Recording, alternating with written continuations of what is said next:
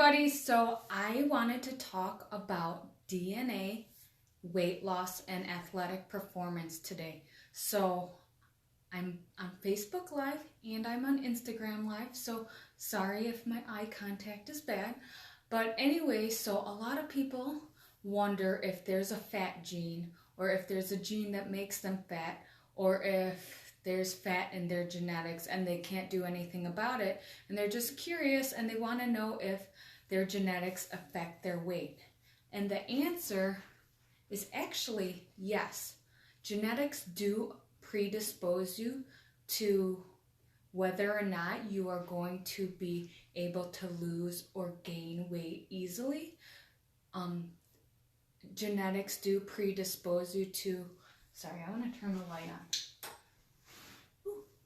Genetics do predispose you to athletic performance and whether or not you will be able to do a certain sport as well as somebody else. Genetics predispose you to certain diseases. So I don't know why this is such a big question to people, but if your genetics do predispose you to weight gain, what can you do to help overcome it?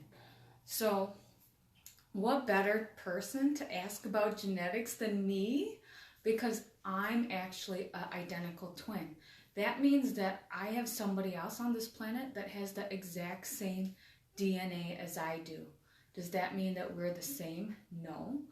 But having the same DNA as someone else has made it very interesting to live this thing called life. So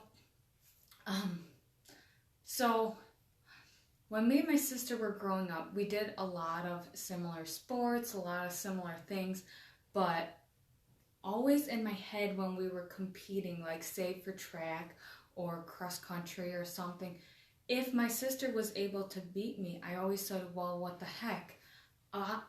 Sorry, about to sneeze. I said, what the heck? Well, obviously I can beat her because I have the same DNA as she does, and all I have to do in order to beat her is use my head.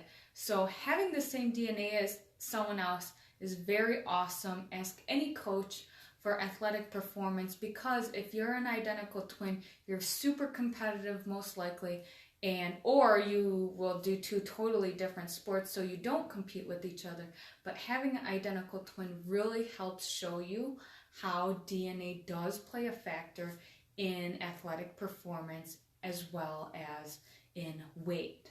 So they did a study on identical twins, like a dozen or so identical twins, one that was morbidly obese and one that was thin. And they asked the two twins, like they looked at their lifestyles, they looked at everything about the twins. Why was one twin morbidly obese and why was one twin thin? Well, it obviously they had the same DNA. So is there DNA in our blood or in our system that makes us fat? Yes. But there's certain things in your life that can turn on or off the DNA that you have in your body to predispose you to weight gain. So one of the things that was interesting to me that they found is that the twins, or something that they found in rats that turned on the thing for the rats to gain weight, was putting the rats into starvation mode. So if you're starving like an animal, or if you starve yourself or go on certain diets and you make yourself starve, you're going to trigger that thing in your DNA to turn on to store fat. And it's interesting because we know this, but we always think we need to starve ourselves to get a nice body, but you could be triggering yourself to actually be predisposing yourself to weight gain. And these twins were at least 30 pounds apart, which is crazy to me. But they even live similar lifestyles and all that kind of stuff. But maybe one triggered their body to go into this mode where they had to put on all that weight. Another thing that these twins, the study about twins showed that there is a way to help turn off that gene, and that means you might have to work a little bit harder if you have the fat gene or whatever they want to call it. If you have the fat gene, it doesn't mean that you're fat. You're just predisposed to carry more weight. Not necessarily fat, but your body wants to carry more weight because maybe our ancestors, whatever ancestry you came from, you needed more weight to do whatever the heck you were doing. Like, so people look at dogs or like, so my dog, for example, he's a big dog. He's never going to be as fast as a greyhound. He's never going to be super fast, or he's never going to be super agile, because in his genetics, he wasn't made that way. So we can't take out the factor that genetics don't play a part in our weight, because obviously they do. Just look at dogs. Look, he's coming right here in the camera. Just look at dogs. There's dogs that are built to be fast. There's dogs that are built to be strong. So there's people, our ancestors, wherever you came from, look at your ancestry.com or whatever, that told you that your body is made for a certain thing. Like, for example, Michael Phelps, he's a world-class swimmer, but his torso is much, much longer than his legs. He actually has short legs in comparison to his torso. And because of that, he's a great swimmer. Sure, he worked really, really hard at it, and he wanted to be a good swimmer, but studies show that people with a bigger torso are better swimmers than people that have the longer, lankier legs. And I'm a runner, and my legs are significantly longer than my torso, so maybe I was just built for running or sports like that. Or most basketball players are above a certain height. So we can't say that genetics don't play a role in athleticism or in our weight loss or weight gain. Or some people are prone to be generally small. Some people are prone to be generally heavy. But what can you do about it? Well, first of all, you have to figure out if you were prone to be generally big or small. Now, if you're going to tell me that your mom's big, your dad's big, your grandma's big, everybody's big in your family, yes, you might be genetically predisposed, or you might be environmentally predisposed. So you have to really take a close look at your lifestyle and what you're eating and what you're doing in your life to decide if you're genetically predisposed or if you're just environmentally. So what I mean by that is maybe your mom, your dad, your aunt is all overweight, maybe because they have an unhealthy lifestyle. They eat poorly, they don't exercise, maybe they do all of those things.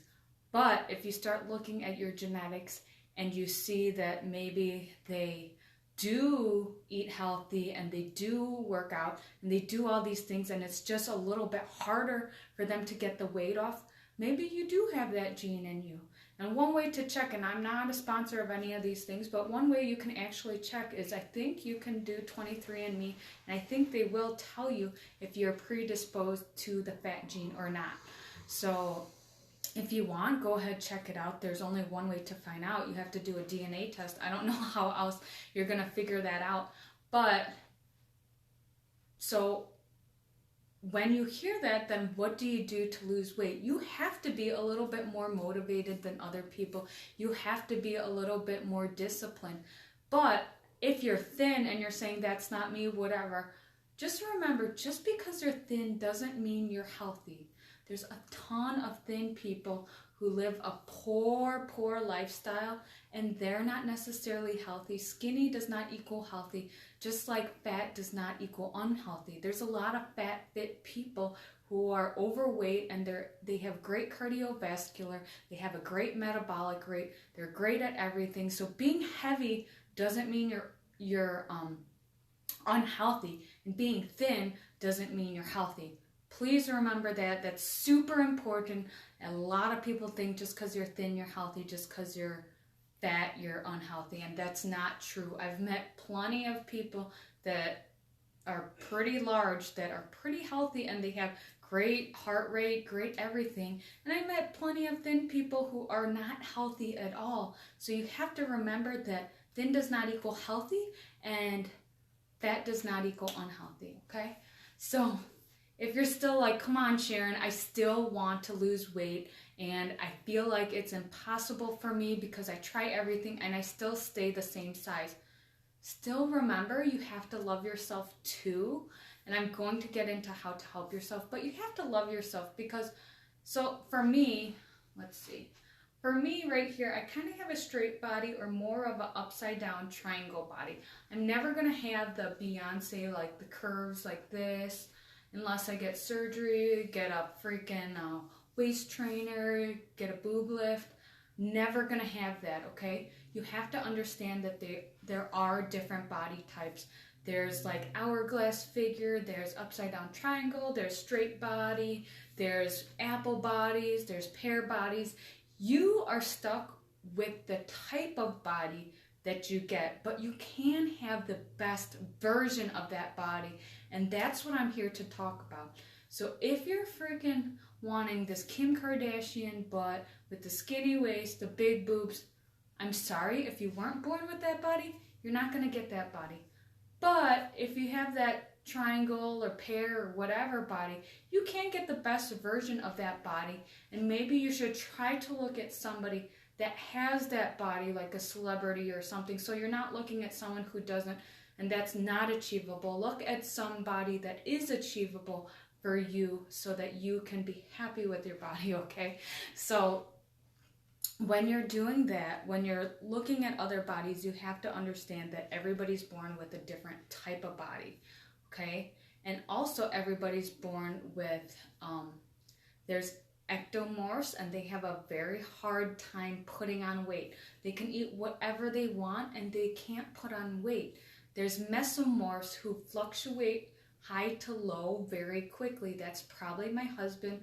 He can just he fluctuates weight like real easily. He starts working out, he changes weight, he starts like for me, there's mesomorphs, and then there's endomorphs.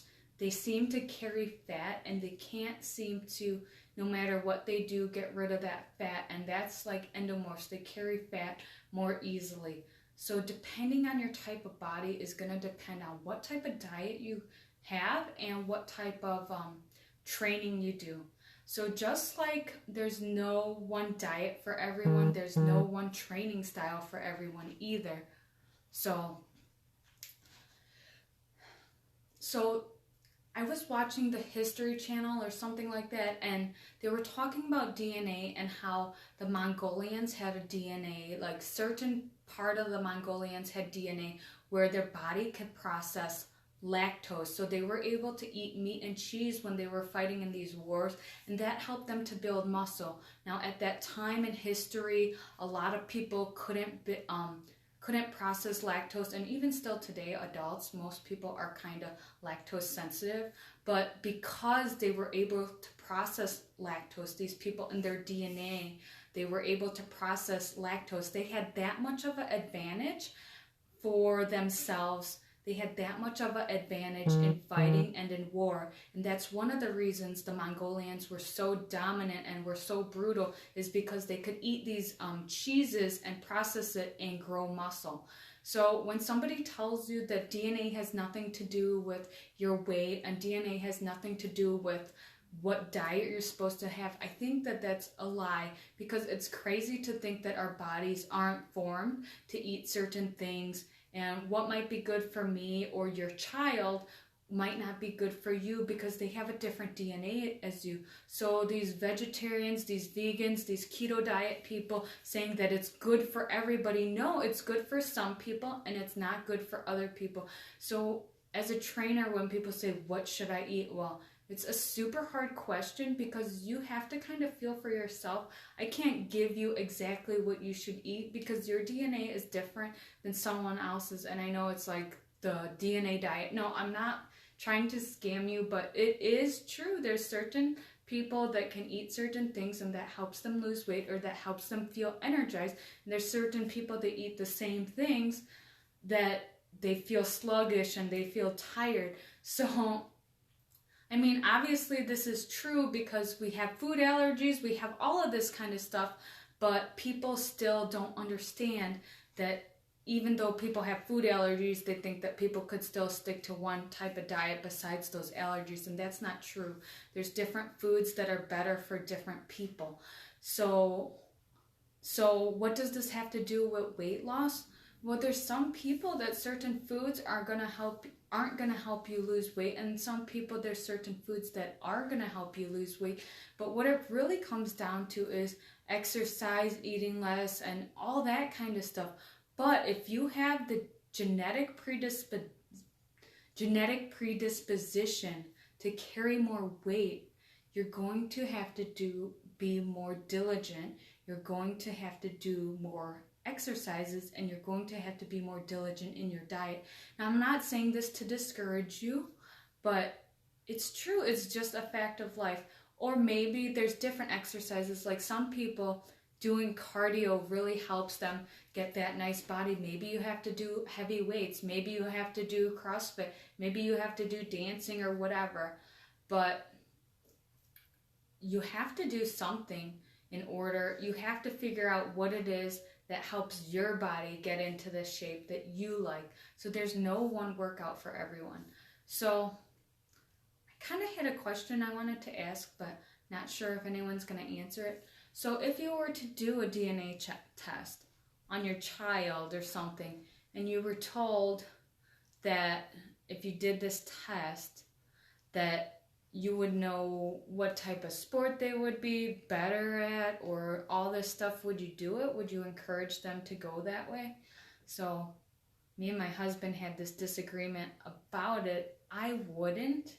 He would, but I just want to know.